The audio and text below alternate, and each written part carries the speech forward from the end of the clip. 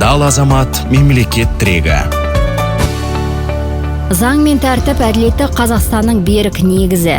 Әділетті Қазақстанды адал азаматтар құрады. Президент ұсынған ұлттық қор балаларға жобасы да әділетті Қазақстан идеясымен астасып жатыр. Конституциямызда жер және оның қойнауы, су көздері, өсімдіктер мен жануарлар дүниесі, басқа да табиғи ресурстар халыққа тиесілі екенін нақты көрсеттік. Осы норманың арқасында ұлттық қор балаларға атты ауқымды бағдарламаны қолға алдық. Ұлттың ұлылығы әрбір отбасының, әрбір азаматтың әл-ауқатынан көрінеді. Сондықтан ел экономикасы ең алдымен халықтың мүддесі мен игілігі үшін жұмыс істеуі қажет, деді президент.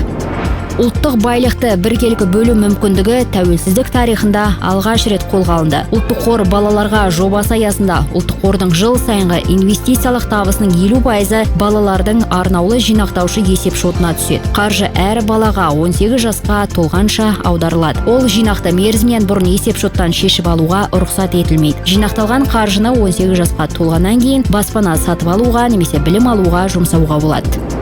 Ұлттық қор балаларға жобасы 2024 жылдың 1 қаңтарынан бастап іске қосылды. Оның шеңберінде 2006 жылдан бастап туған әрбір балаға ұлттық қордан жыл сайын қаражат аудару көзделген. Қаржы министрлігінің мәліметі бойынша былтыр бағдарламаға 6.919.131 бала қатысты. Олардың әрқайсысына $100,52 аударылды. Есептеудің жалпы сомасы $695,5 миллион болды. 2024 жылы 304,815 адам 18 жасқа толды. Оларға жалпы сомасы $30,6 миллион аударылды.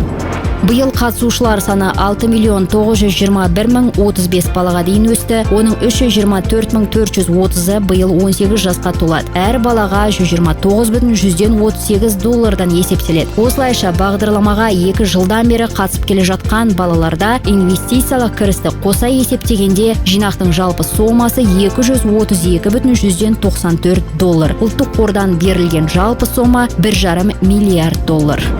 18 жасқа толғаннан кейін жинақталған қаражаты пайдалану жөнінде 118 мыңнан астам өтініш түсті. Оның 97 мың орындалды. Жалпы сомасы $11,399,1 Соның ішінде тұрғын үй жағдайын жақсартуға 63,871 өтініш, оқу ақысын төлеуге 54,270 өтініш берілді. Ұлттық қор қаражатын өскелең ұрпақты қолдауға пайдалану еліміздің орнықты дамуына бағытталған стратегиялық шешім. Бағдарлама Қазақстан Республикасы Мәдениет және ақпарат министрлігінің тапсырысы бойынша дайындалды.